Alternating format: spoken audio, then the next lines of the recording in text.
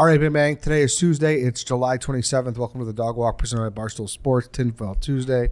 Chief, how are we? I'm doing good. Doing well. Yeah, you just corrected my English. Did I? Was that a correction? Yeah, definitely was. You like that? Yeah, put me in my place. Good. Yeah. You put me in my place a lot of I this know. show, so Yeah. I'm happy to do that. Score one for Eddie. Yeah, thank you for all those. It's like fucking 2002. Maybe I got other points somewhere, I assume. I think you got a few others. Speaking of being dumb, there's so many ways to be dumb about paying off your finances. I'm exclusively dumb about paying off my finances. Well, can I help you be smarter? I would love that. Use Upstart. 2 for Eddie. Yep. Okay. 2. What is Upstart? 3. I know what it is, but 2 tell today. me. Yeah. Upstart. If you're carrying a credit card balance or a credit balance month after month, it can feel like you're in a never-ending cycle of debt. Upstart can help make that final payment so you can get ahead, because it is the fast and easy way to pay off your debt with a personal loan, all done online. So whether, like I said, it's paying off credit cards, consolidating high-interest debt, or funding personal expenses, over 500,000 people have used Upstart to get one fixed monthly payment. Upstart knows you're more than just a credit score, and it's expanding access to affordable credit. Unlike other lenders, they don't just look at, a thumbs up, thumbs down system, Chief. They look at a lot of factors, A multivariate analysis? Yes. That's what you need. That's more fair. Exactly. They consider income, employment, then look for a smarter rate for your loan. So with a 5-minute online rate check, you can see your rate up front for loans between $1,000 to $50,000. You can receive funds as fast as one business day after accepting your loan. So find out how you and Upstart can start lowering your monthly payment today when you go to upstart.com/Eddie. That's upstart.com/Eddie, EDDIE. Don't forget to use our URL to let them know we sent you. Loan amounts will be determined based on your credit, income, and certain other information provided in your loan application. Go to upstart.com/Eddie today and start being smarter about your debt. All right, Chief. What's the move today? The move today, it's something that's been in my brain for like maybe 15 years now. Ooh. Okay. And it's something that I sent you the video about the fourth turning. Okay, maybe a week or so ago, because this is about a book. The exact thing, the book is called The Fourth Turning, but the name for the theory is the Strauss-Howe generational theory. And it's basically, the premise of this is that history repeats itself every 80 to 100 year cycles. And these two guys who wrote this book, William Strauss and Neil Howe, are the ones who have this theory, and they wrote the book. The book was written in 1997, and they kind of follow this thing. And then, so within that 80 to 100 year cycle, there's 4 like seasons that last between 20 and 30 years.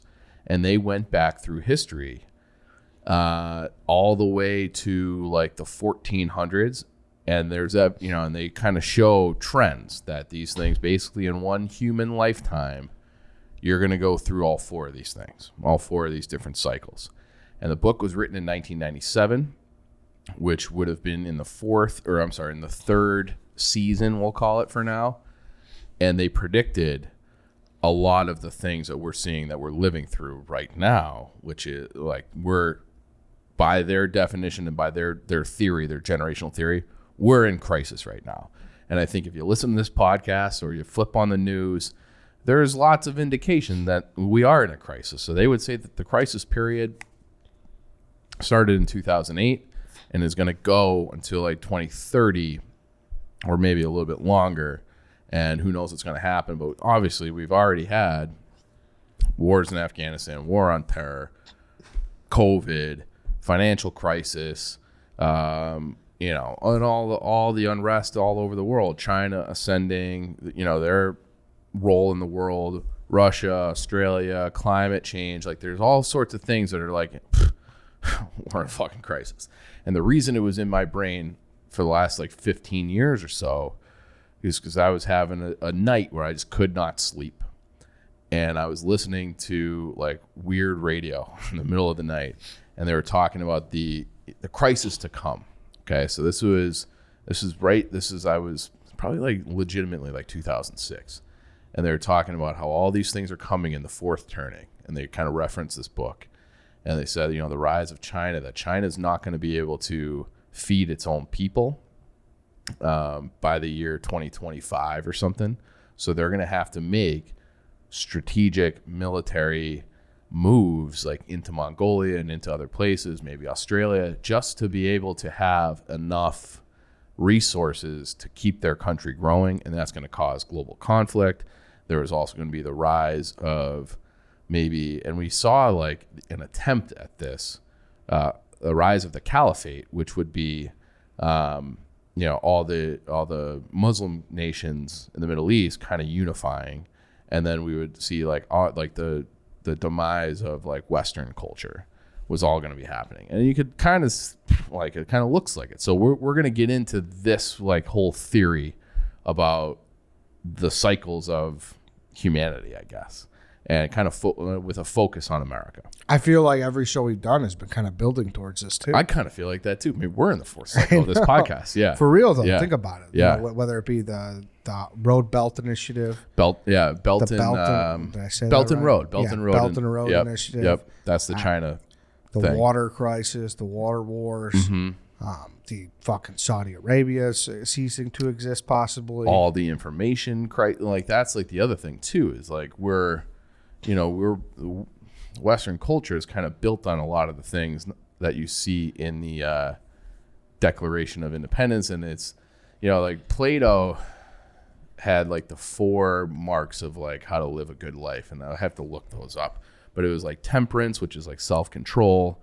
I'm just going to look at it. Yeah, look it up. While we look it up, I can also say too, this JP Graziano's night window is an absolute game changer.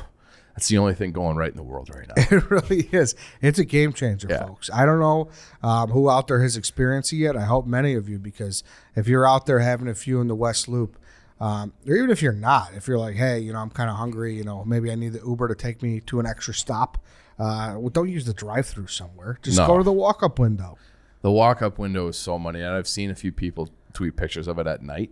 And it's like it's like you're seeing, I don't know, like a ghost. Like I've never seen a JP Graziano sandwich at night. So it's like a weird trip. And I am so looking forward to, thanks to Seth Jones, the Blackhawks season, and walking over there before the game. Be great. Or after the game, getting my sandwich, wrap it up. I'm just going to eat it on my way into the stadium, walk from JP's all the way to the United Center, and that's going to be my pregame routine. I can't fucking wait, and it's all because you open that late night window. That's going to be great. It's open Thursday, Friday, and Saturday until 1 a.m. Make sure you get your orders and pre-order it, because that way everything just moves faster and you'll just be good to go. They're doing delivery until 10, I believe, but last delivery is 9:30, so make sure you get it in before then. Also, if you're there, you should buy a beef kit. The beef kits can be bought in store, or they can be shipped anywhere in the United States, also in Canada and the UK now. So for our folks out there, go get the beef kit at tasterealchicago.com and send us your beefs. Yeah, send us your beefs. I want to see those, because it is. I had this. It's too hot today. It's too hot in Chicago. I just had to close my eyes and had this vision of like cooking with the windows open and getting ready to watch the Bears. Like that's what I want. And I can't wait for beef season. It's coming. It is coming. It is around the corner. That's going to be my Saturday, Sunday routine, just chili and beefs. And it's going to be great. I can't wait. It's coming. So definitely go do that. tasterealchicago.com. All right. Did you find the 4? Yeah, quickly. We'll just, because it's not super important, but these are like the 4 cardinal virtues that you could say Western society is kind of built on. But it's prudence. So that's the ability to discern appropriate course of action to be taken in a given situation at the appropriate time. Justice, the Greek word meaning righteousness, but it's about fairness, like deciding like what is actually fair. And fortitude, so it's forbearance, strength, endurance, the ability to confront fear, uncertainty, and intimidation. That's something that you really need. Like every person should have, a backbone to stand up for what's right, so you can have proper justice and use prudence. And then temperance. Temperance is about like self-control.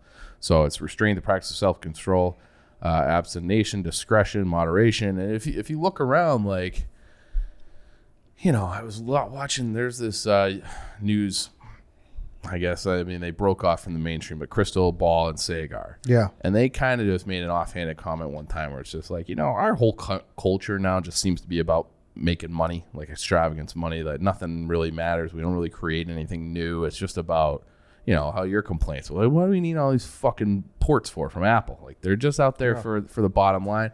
And it seems like that's the thing that's pervasive everywhere. And it's just, I feel like maybe you could say that we've gotten away from those 4 cardinal virtues from Plato, that it sits at like the base of Western civilization. Great point being, where I stand with you. I'm the old man yelling at the clouds about these fucking conferences breaking up. And it's like, I'm so happy the NIL passed, because with this happening, it's like, you don't even pretend to act like it's about anything else now that all this is happening. Exactly. I know. But I love, like, the only good thing about the conferences is that we'll get Texas versus Texas A&M on Thanksgiving again. Like, yeah, and you know what? I'm fine without it. I've been fine without it for as long as we haven't had it. Yeah, so that's why I'm okay with it not happening. Kick Texas A&M out of the SEC too. Put them back in the Big 12 where they belong. I agree. Yeah. Same thing with like. Yep. Like I know not to hijack this as a college football podcast, but I know we could. But like, I wonder what Mizzou and Nebraska could be in the Big 12 right now. I wish they were still in there too. They were never the same. I know. Like Nebraska, that was like part of their, they were winning 9 games a year. Like, they fired Bo Pelini for when he won 9 games every year, and then they left and went to the Big 10, and they've never been the same because they can't recruit Texas anymore. It's upsetting. So very upsetting. And Nebraska should mean something. I hope Scott Frost gets that turned around. Anyways.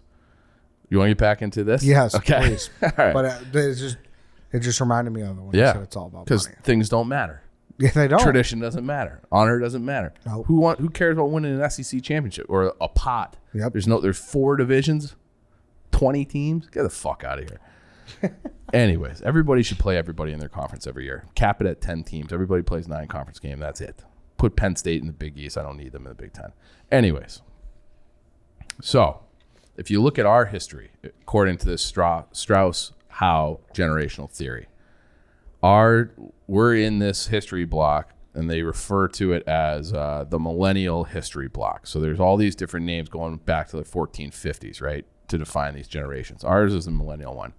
It started after World War II. So after World War II, I said earlier that they had the 4 seasons of these turnings, okay? And the first season is always a high. And you can think of it as a springtime. Things are growing, things are planting, times are good.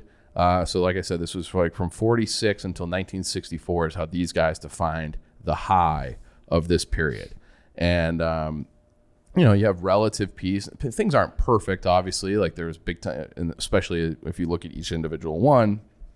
But it's like, you had there were big time racial problems back then with inequality and Jim Crow, and I'm trying to think of the actual law that was like separate but equal, but it was never really worked out that way, so they had to abolish that.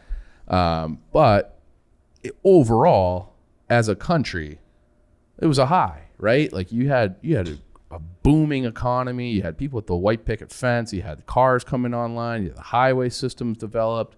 You could back then you could have like a minimum wage type job and still afford to buy a house and support a family. So you've probably never seen it, but Band of Brothers, HBO Band of Brothers, you fucking goddamn it, redhead. Goddamn it, redhead. Continue the podcast. That is a homework assignment for by the end of the year. We've talked about this on a draft, I believe. It's awesome. Who but is they're it? Grenier? Yeah. Will Grenier. I know the names. Yes, exactly. Gonorrhea. Okay, is his nickname in that show. But there was another one of the guys who was in the Band of Brothers, and they were talking about there's getting towards the end of the war. If you survive this, what are you gonna do? And one guy's goal was like, I'm gonna move back to San Francisco. I'm gonna drive a cab. I'm gonna marry a big, breasted Jewish woman, and I'm going to make a bunch of babies, and I'm going to live my life. And I can't think of anybody, you're talking a guy who's like a war hero. You think that they would come back and be like, I'm going to run a company. I'm going to do this. I'm the greatest generation. He did the thing, and that was his goal, because you could drive a cab as your job and have a very good life in this period of the high. You probably can't do that now. I would assume that you can't just drive a cab and make a living wage where you can afford a mortgage and children and that whole thing. But back then you could, and that's a marker of a high, where things are just overall pretty good.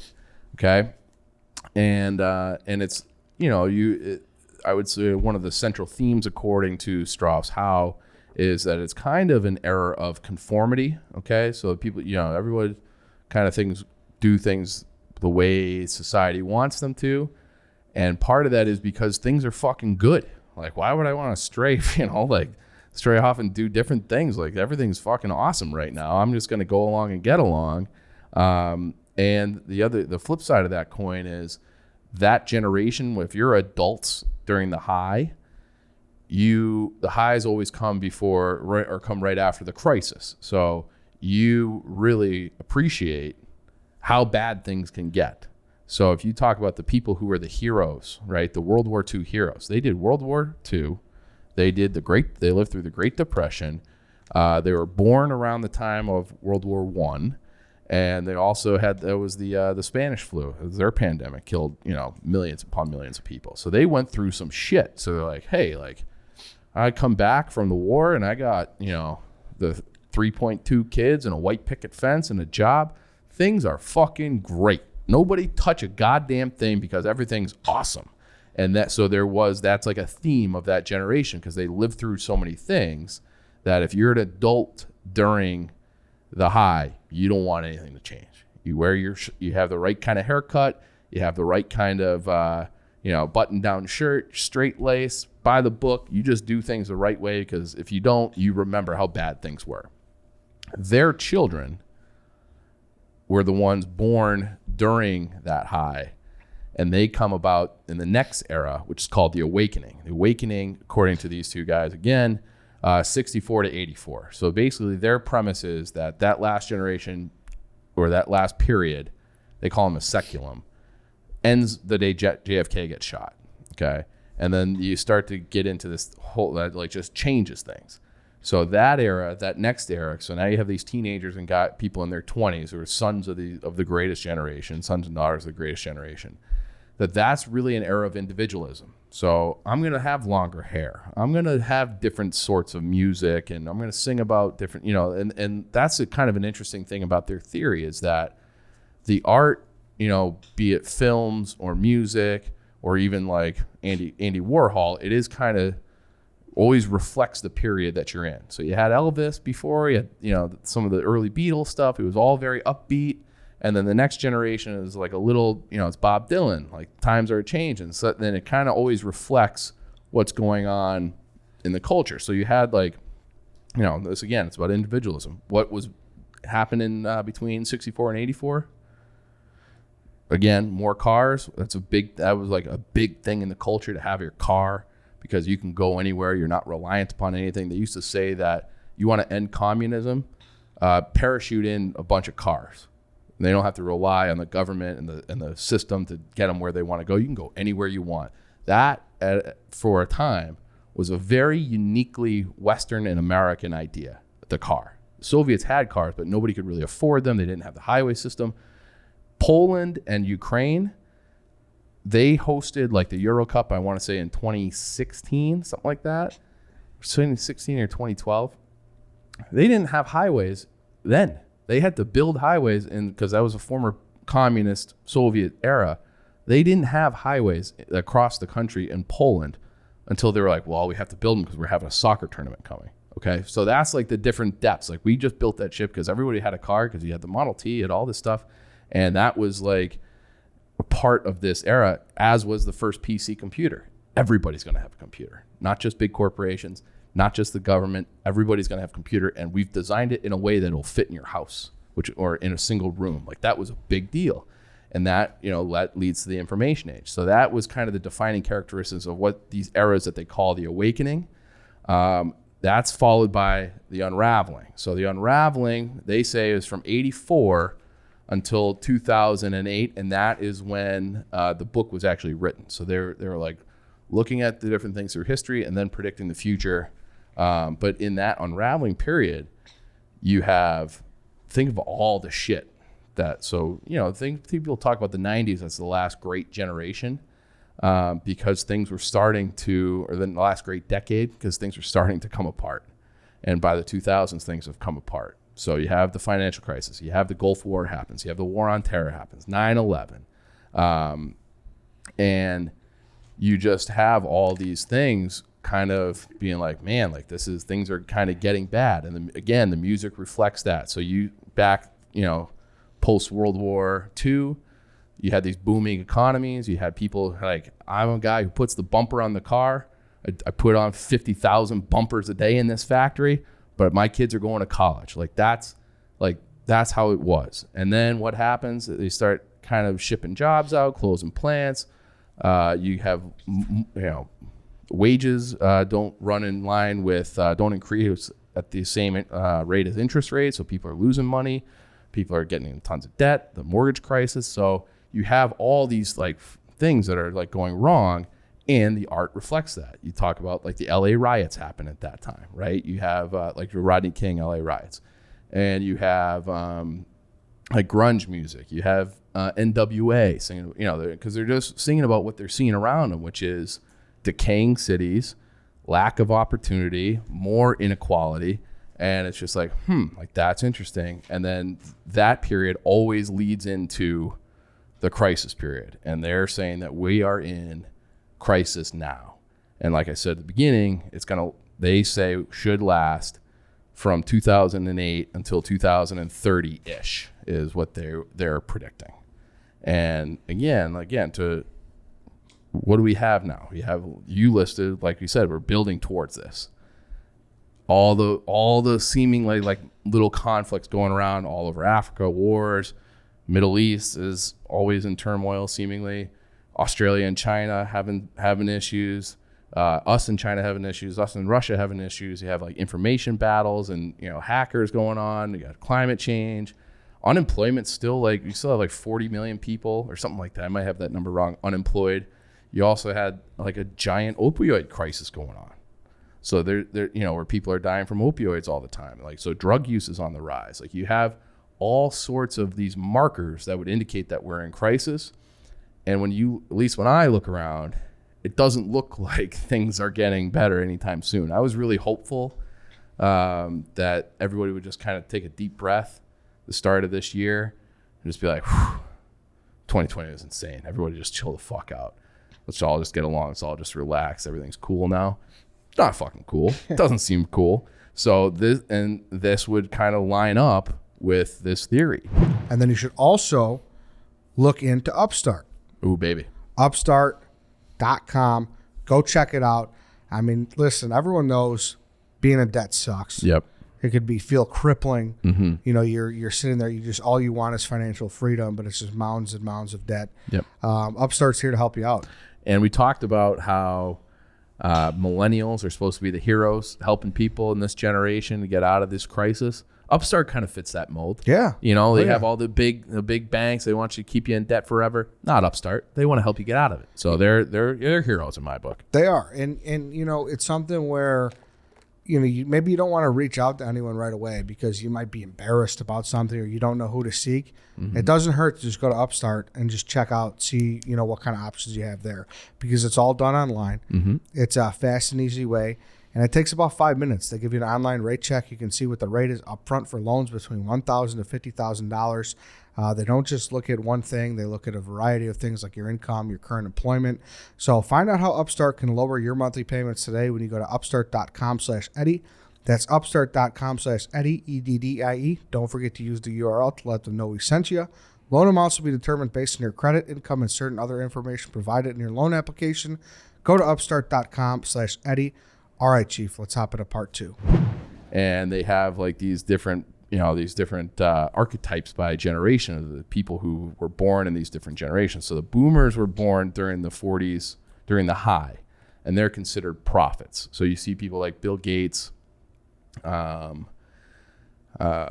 Warren Buffett, but just these kind of innovators that they just kind of Bezos. I think he might have been I'm not sure when he was born, but Gates definitely was born. So all those people that were, the first billionaires and stuff in the 90s, all the Ballmer, those types of people, Jobs. they're considered like Steve Jobs, a great example, perfect example. Okay. And then the next generation would be Gen X. They consider them to be prophets. And you know who they say has to be the heroes? The World War II greatest generation type people to save the world, to save the country. Don't say it. Millennials. So I look around, like, I don't see a lot of millennials capable of saving shit, can't even get out of their, Big John just shut off the podcast. but maybe it's like, hey, He's like giving we're, up hope. yeah. I think Big John really hates Gen Zs more than he hates millennials. Yeah. Well, I think everyone, like, nobody knows the line yet. And we need to, like, so they define the line. it needs to be established. Yeah. Millennials of being born between 82 and 2003 is what these guys at Strauss. That's crazy. Strauss-Howe. Yeah. And then Gen Z is 04, born between 2004 and 2030 would be a Gen Z, according to these guys. I don't know what I know, that is. but how are you and I? What I'm 90. You're 6. 80. How are we anything like someone born in 2001? You know what I mean? Like I don't fucking know. That's what I'm saying. Yeah. I don't. But my brother is 10 years younger than me. He and I have more in common than you would think. Yeah. I mean, I guess it's only. Yeah. That's not that long. So he was born in 96. Yeah. It feels like, like you look at those types, his and people in that age bracket, you're like, these guys are idiots. But like, we're all the same. And, we can barely make a mac and cheese, but we have to save the planet somehow. So it's, I don't know, but this is just what they're saying. I don't know how we're supposed to save the planet, but we're supposed to save the planet. So maybe we just need a wake-up call. I mean, it's encouraging that 2031, then we're going to be like the thankful group. Like that everyone's we survived all the shit. But that is assuming that we win. The greatest part about World War II and that led to all this is that we won the war. And then we also also didn't succumb to communism. Like those are two things. Like if you look at the Russians, they're probably like, fuck. After World War II, things got very bad. And so that's what why I brought up like the cardinal virtues in the beginning. Like those are the things that kind of keep you in line. And you have to have those 4 virtues, and they can kind of tie them into the 10 Commandments. But there's just certain things that have been good ideas since the beginning. Like I reference the 10 Commandments. I feel like people get like all bent out of shape about religious stuff. But like those 10 Commandments, they're actually way older than Moses. Like they go back to like the dawn of civilization, where you talk about the Egyptians had a similar thing. The Sumerians had a similar thing. It's just things that people were doing after like 50,000 years of like trial and error as like a human species, being like, don't sleep with your neighbor's wife. It's going to be a lot of problems. It's going to cause you a lot of problems. So just fucking don't do it. And then they just codified it, made it like law, and said it was from God. But it was just like probably things that just through trial and error, almost like British common law, where you're just doing it enough where it's like, all right, let's just make this a law because this is like a good way to be. And I think the cardinal virtues, 10 Commandments, whatever you want, however far you want to go back, like maybe we should just get back to some of those things that we should take more pride in them. And it feels like maybe we've lost our way a little bit, but I'm no expert on this stuff. But the theory of these cycles is just crazy to me, because it was like 80 years, like, oh, it happened twice. Well, 80 years before World War II, so it was before 80 years before that. Yeah. Civil War. Yeah. Okay. It was 80 years roughly before that. Revolution. Yeah. Okay. And before that, okay, so they have the millennial seculum. That's what we're in right now. Then they call it the Great Power Seculum, and that ran from 1865 until the end of World War II. Mm-hmm. Then you had the Civil War Seculum, which ran from 1794 to the end of the Civil War. You had the Revolutionary Seculum from 1704 to 1794. So like that lasted 90 years.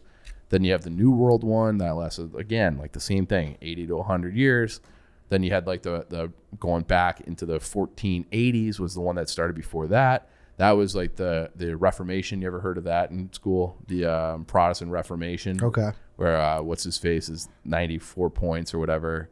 But do you have like, and if you go into detail of all these things, you'll see a financial crisis. A lot of times you'll see a pandemic. A lot of times you'll see a huge giant conflict. You'll see like mass death. You see like and then you see like heightened government corruption. And that just always, and then heightened government involvement even. Okay. So like you can even say that, during the Great Depression and leading up to the Great Depression, there was wild spending. Nobody was saving. People were going into debt. Market crashes. Government steps in. And there was like government overreach, like a lot of like it was the New Deal, right? It was like, so they had the government was like more involved in the 30s and the 20s and 30s and policies that led to some of these disasters. And then kind of they have this big crisis and people are like, we're just going to get along. And it's just, and if you go through all these turnings, like if you go through all these ones that they list all the way back to the late medieval turning, which started in 1433. I don't know why they stopped there, but that's where they start the book. They all follow this cycle, and it's like, holy shit, could this actually be like, are things going to be worse before they get better here? Like, I don't know. I mean, it's just something's got to give. You'd think. I was hoping that the thing would already gave. I'm kind of an optimist by nature, but it just feels like we're on this weird kind of path. You don't think things are a little better right now? I don't. No. I think you're seeing more like you get punished for thinking what other people don't think. I think that is kind of even like a thing as trite and as trivial as like as like the Blackhawks trade. It was like, well, you don't think exactly how everybody else thinks, then you're a moron. Like that. It's kind of like you have, I would call it, there's like it's like unearned wisdom, where it's like, well, I read one thing, one chart, so now like I know everything about everything. And it's like, and I'm kind of the mind of like, I don't know, like there's a lot of information. People have different information than me. Like I'll kind of see how it plays out. Like I'll kind of read anything and try to figure it out. But it's just, I think people just always want to be on the right side of things. And I think that's kind of a dangerous way to be. Yeah, I don't know. I just think of last year and I think of how insane it was. Well, and that's why I'm like, well, anything's better than like comparatively. Yeah. But I mean, you're right. There's still a lot that's not fixed. Well, I mean, now like you're seeing right now going on in France, they're having massive protests all over the country, and massive protests. So I think it depends on like, we haven't had like the protests and the riots here that we did last summer, but there's a lot of bad shit still going on. Crime is higher. The murder rates are higher. Murder's up all over the country. Like it seems like there's a greater degree of lawlessness than there was 2 years ago. Carjackings, all that shit. You don't agree? Yeah, no. I do. People moving out of the cities, less people owning their own homes. People should be encouraged to own their own homes, and now it seems like that's not a thing anymore either. We should probably do a podcast on that at some point too. Yeah, what's that rock thing? BlackRock. Yeah. And JP Morgan's doing that, where they like all the big financial institutions are buying up like a ton of like rental property type things to discourage people. So you just can't buy it. So now instead of having your landlord be a guy or a group, can you imagine your landlord is JP Morgan? Like that's not great. It's a little bit more difficult. There's less of a personal touch, I would say. Hey, let's take a quick break here to talk about JP Graziano. Chief, we got the beef kits. The beef kits are great. The beef kits are awesome. You can order it right now at tasterealchicago.com. It comes with a bottle of Mezzo Giardiniera that's a medium blend. It comes with the Italian beef seasoning. So all you got to do is go get the meat, go get the broth, and then go get some buns, and you'll be good to go. You'll have your own Italian beef made for you, by you. Mm-hmm. Yeah, it's incredible. We got a few people outside the door right now looking for beefs at our office, just poking their heads in. And it's, I'm looking forward for football season, but it's good year round. And I can't stress this enough. Like I've had people from all over the country be like, I tried it. It's so easy. In terms of like man hours needed to make a delicious meal, it's just completely foolproof. You stick it in there, you put it in the crock pot, you come back 8 hours later, you're good to go. And it feeds in bulk. So if you're having people over and you're looking for like, hey, let's do something different, it's a great way to do it. And the meat and the juices, it stays. So you can put it in Tupperware microwave it, put it on the stove top, doesn't matter. It's going to be good the next day too. It might even be a little bit better the next day. In my experience, okay. yeah, those spices settle in there a little extra nice. There you go. TasteWheelChicago.com. Go get your beef kit. Make everybody happy. All right, let's hop back into the episode. Less of a personal touch, but I mean, they're more susceptible to not giving a shit about certain things, right? Yeah, it could be. I don't know. Yeah, that because they're so big. Yeah. Yeah, that's another. Like you're always small potatoes to JP Morgan, or at least people like us. Yeah, but you also see like, I don't know, maybe it's just a product of I've watched The Big Short too many times. It's like, you just give them too much power, and it's just things get crazy. And I've always heard I like religious motifs. Okay, I think people know that, but like the Tower of Babel, where it's like it just they're trying to build something to God, and then God just knocks it down, and it's like, you've heard the expression "too big to fail," right? We had to bail out the auto industry, a lot of different airlines, and obviously the banking industry in 2008. It's almost like it's so big that it has to fail. Like it's almost like you used to break up monopolies. Like we've talked about Standard Oil. Well, what came out of Standard Oil was Shell, Mobil, Texaco, all these different companies. Instead of just having one who controlled the whole thing, you had like, hey, that's not good for anybody in this country except for Rockefeller. So we're going to bust it all up. Now, he ended up actually making more money because of that, because then the car came and he owned like the top 6 or good portions of the top 6 or 7 gasoline companies. But that is like a thing where it's like maybe, same thing with like Twitter and Facebook. Like people talking about, like, we should really, they're kind of a monopoly. We should break up Facebook. You don't get to have Facebook and Instagram. That's a discussion that's out there right now. So maybe things are, and maybe we'd be better off if there weren't like 4 banks running everything. But we used to go down to the bank. Like you knew your banker. Have you ever seen It's a Wonderful Life? Yeah. Mm-hmm. Okay, so like that, you go down. The guy who's doing the loan. And it's like, oh, where's your money? It's in his house. It's in his house. It's in his house. And can you give me credit for seeing It's a Wonderful Life? I'm thrilled that you've seen It's a Wonderful Life. Thank you. It's my mom's favorite movie. Shout out to Marianne, former Dog Walk guest. And shout out Marianne. Shout out Marianne. So yeah, it's almost, I don't know. It's like a troubling thing. I do kind of think that sometimes, where it's like, is too big to fail a good idea? I kind of think no. But I don't know what the other solution is, because the banks failing in 2008 completely without any government assistance would have been very fucking bad. We would have had like bread lines and shit. So I don't know what the right answer is, but it feels like whatever we're doing now is not it. I'm so intrigued by that aspect. I've been kind of doing a little research on electric cars. Yeah. And how that whole thing's working. Like, dude, what's going to happen? Like, if that electric switch becomes more and more prevalent, which I think it is going to happen. I think so too. Like, what are these like? I don't know. Like, are these oil companies like pivoting to that? But industry, like, could it completely just die? It's wild to think about. Yeah, I think the answer to that is probably no, because ultimately, when you plug in your car, like it might be getting electricity siphoned off of your house.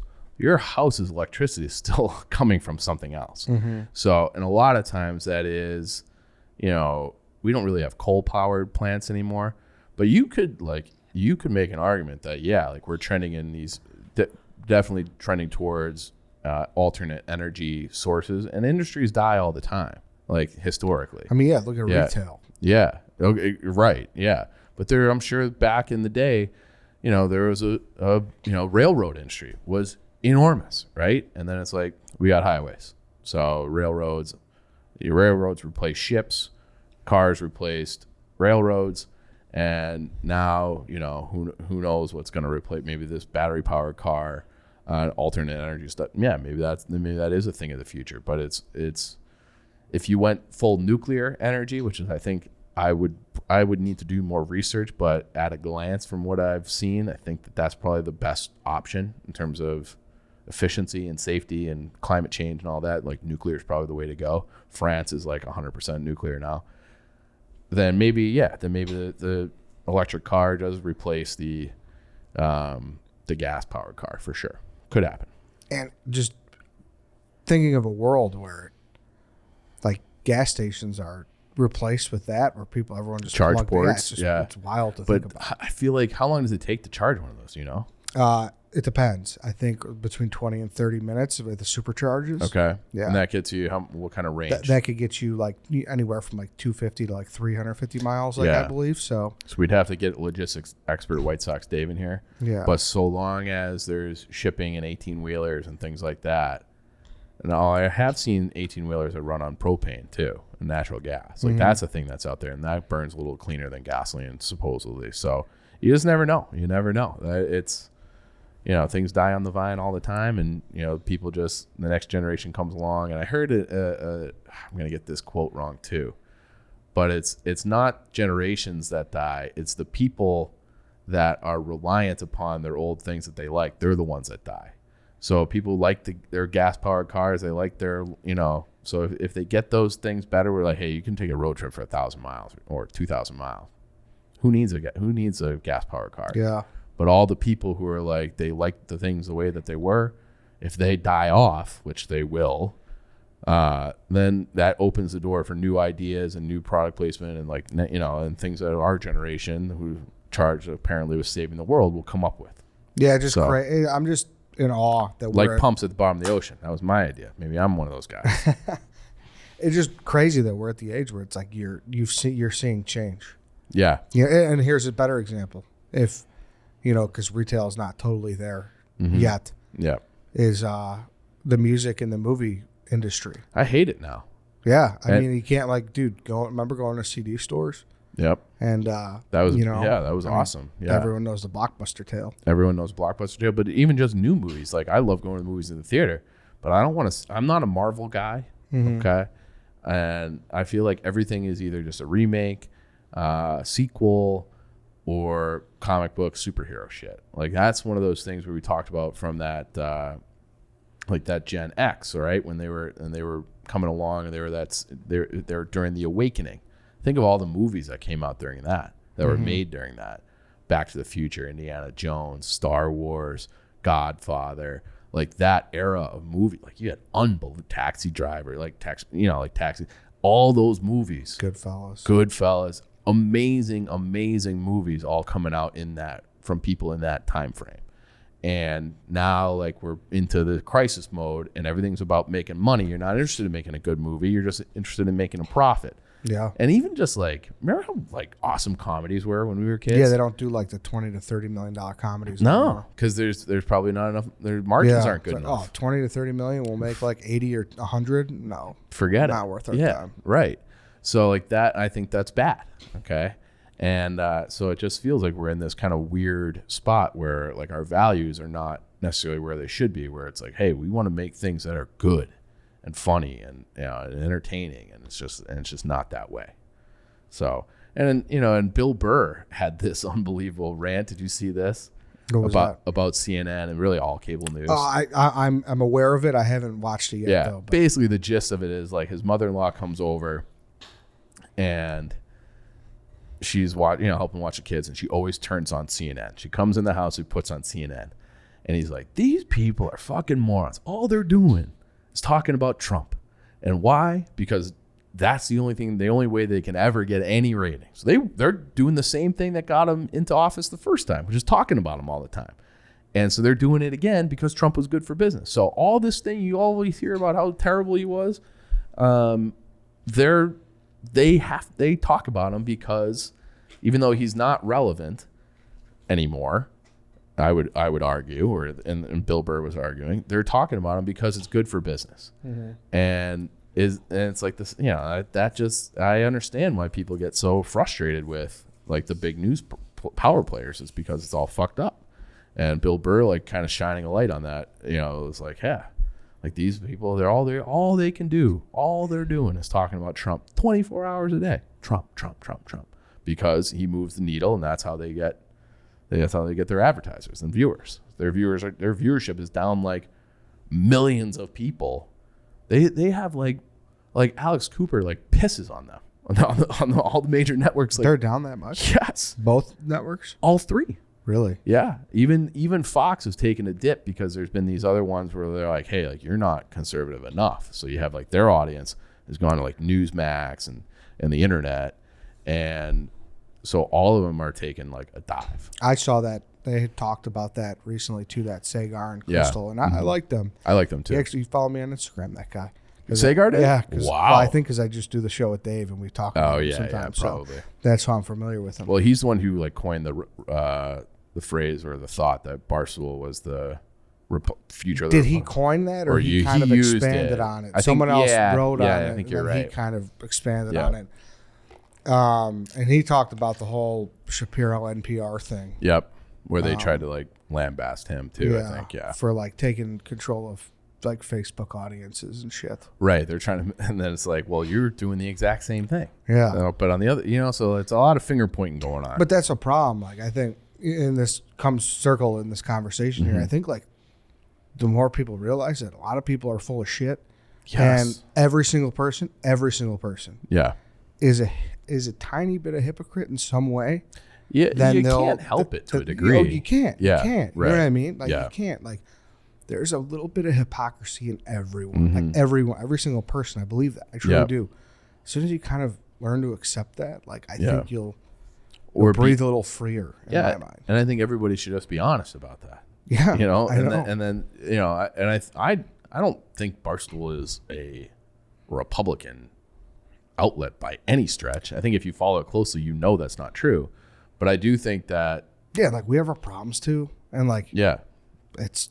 But I do think Barstool and Dave especially Dave, is so authentic that that's what shines through, and that is what makes Barstool and him popular in the face of the previous generation news outlets, is because everyone's like, all these people are full of shit.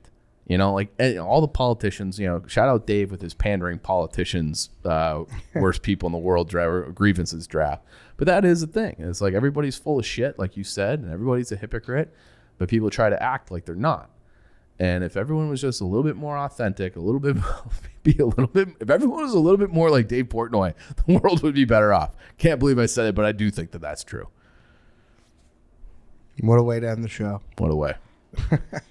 All right, interesting. The fourth turning, Strauss-Howe generational theory. And where could people find this YouTube? I'll link it shit too. Yeah, there's several videos out there that explain this book, and maybe in anywhere between 10-minute clips or 30-minute clips that kind of get into like some of those other points that we brought up. It's very interesting. And then the book itself came out in 1997. I'm sure that's available on any platform or even a paperback if you want it. All right, Chief, thank you. Anytime. That's it for today, everybody. Thank you for listening. We'll be back tomorrow. We'll see you then.